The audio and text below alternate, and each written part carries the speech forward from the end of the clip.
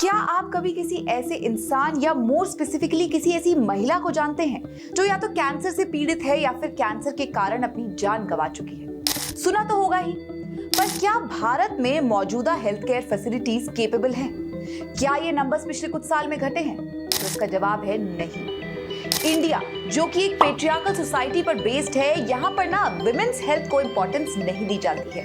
यहाँ पर लोगों का मानना है कि एक औरत को बेहतर हेल्थ केयर या एजुकेशन या फिर एम्प्लॉयमेंट से भी अगर ज्यादा कोई चीज चाहिए तो वो है मंगलसूत्र और गैस सिलेंडर। ब्रेस्ट कैंसर महिलाओं में सबसे अधिक पाए जाने वाले कैंसर के टाइप्स में से एक है। ब्रेस्ट कैंसर का डायग्नोसिस मुख्य रूप से महिलाओं में होता है, लेकिन ये पुरुषों में भी भले ही कम केसेस में पर होता है। भारत में ब्रेस्ट कैंसर के केसेस बढ़ते ही जा रहे हैं, चाहे हम अर्बन या शहरी क्षेत्र की बात करें या फिर रूरल यानी कि ग्रामीण क्षेत्रों की बात करें। कैंसर कंसल्ट इंडिया की एक रिपोर्ट के मुताबिक हर साल लगभग 1.38 मिलियन नए ब्रेस्ट कैंसर केसेस दर्ज किए जाते हैं। मतलब हर 4 मिनट में एक औरत को तो कैंसर डिटेक्ट होता ही है, which results in 4,58,000 deaths every year due to breast cancer। मतलब हर 13 मिनट में एक महिला की मौत हो रही है due to breast cancer। And not just that, patients का पोस्ट सर्वाइवल रेट भी केवल 60% है due to the late detection. वहीं अगर बात करें HPV की, यानी कि ह्यूमन पैपिलोमा वायरस, ये कॉमन सेक्सुअली ट्रांसमिटेड डिजीज है जो कि स्किन, जेनिटल एरिया और गले को इफेक्ट कर सकता है। लगभग सभी सेक्सुअली एक्टिव लोग अपने जीवन में किसी न किसी समय इससे इन्फेक्ट होंगे, आमतौर पर बिना किसी सिम्टम्स के। अगर ये इन्फेक्शन परसिस्ट करता है, स्पेशली महिलाओं के सर्विक्स में, अगर ये लंबे समय तक रहता है तो ये कैंसर का रूप ले सकता है, which is called cervical cancer. Cervix का कैंसर यानी कि cervical cancer third most common cancer है, विद एन इंसिडेंस रेट यानी कि घटना का जिसका दर है वो है 18.3%। मतलब लगभग हर साल 123,907 केसेस पाए जाते हैं। इसका मतलब हर घंटे में 8 महिलाओं को सर्विकल कैंसर के कारण अपनी जान गंवानी पड़ रही है और हर 8 मिनट में एक महिला की जान ले रहा है ये deadly disease. Also cervical cancer India में second leading cause of death पाया गया है, with a mortality rate of 9.1 as per Globocan 2020। In fact cervical cancer के कुल मामलों में से 16% मामले भारत में से होते हैं। The National Program for Prevention and Control of Cancer, Diabetes, Cardiovascular Diseases and Stroke यानी कि NPCDS 2010 में शुरू किया गया था। इसके अंदर 3 कैंसरों की जांच शामिल थी। 2018 में एनडीए सरकार का flagship health programme Ayushman Bharat launch किया गया था। इसका एक घटक 1,50,000 हेल्थ एंड वेलनेस सेंटर्स को एस्टैब्लिश करना था, जो कि बाद में आयुष्मान आरोग्य मंदिर के नाम से भी जाने जाने लगा, जिसके अंदर कैंसर के साथ साथ नॉन कम्युनिकेबल डिजीज की जांच भी शामिल थी। फिर भी national family health survey 5 2019 to 2021 के आंकड़ों के अनुसार लगभग 1.9% महिलाओं ने सर्विकल कैंसर के लिए स्क्रीनिंग कराई है, जबकि केवल 0.9% महिलाओं ने ब्रेस्ट या ओरल कैंसर के लिए स्क्रीनिंग कराई है। इसके अलावा केवल 1.2% पुरुषों ने ही ओरल कैंसर के लिए अपनी जांच कराई है।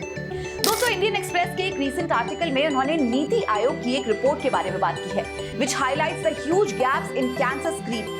ये रिपोर्ट अभी पब्लिक नहीं हुई है और apparently ministry of health and family welfare को सौंपी गई है फॉर रिव्यू। इस रिपोर्ट के मुताबिक नीति आयोग की 3 मेंबर्स की टीम ने हेल्थ एंड वेलनेस सेंटर्स की प्रोग्रेस और उनके कामकाज पर नजर रखने के लिए 4 महीने का टाइम पीरियड यानी कि दिसंबर 2022 से लेकर अप्रैल 2023 के मिड तक में 12 राज्यों और एक यूनियन टेरिटरी के 37 जिलों में कुल 93 हेल्थ एंड वेलनेस सेंटर्स का दौरा किया। इन राज्यों में आंध्र प्रदेश, बिहार, गुजरात, हरियाणा, जम्मू और कश्मीर, केरल, मध्य प्रदेश, महाराष्ट्र, उड़ीसा, राजस्थान, सिक्किम, त्रिपुरा और उत्तर प्रदेश शामिल हैं। उन्हें कांटेक्ट करने पर एक ऑफिसर ने कमेंट करने से तो इनकार कर दिया, लेकिन कहा कि ये gap low levels of awareness और लैक ऑफ कैपेसिटी के कारण है। दोस्तों, 2 of the top 3 killers in women, breast और सर्विकल कैंसर अगर अर्ली स्टेजेस में ही डिटेक्ट कर लिया जाए तो ट्रीटेबल है। और 2010 से अब तक यानी कि 2024 में आ गए हैं हम। 14 साल शायद से काफी है to get something done right. पर इस समय में जब चुनावी माहौल में नारी शक्ति के नारे लगाए जा रहे हैं, तब मंगलसूत्र और गैस सिलेंडर की बातें तो खूब हो रही है, पर महिलाओं के कैंसर की जांच का कोई मुद्दा ही नहीं।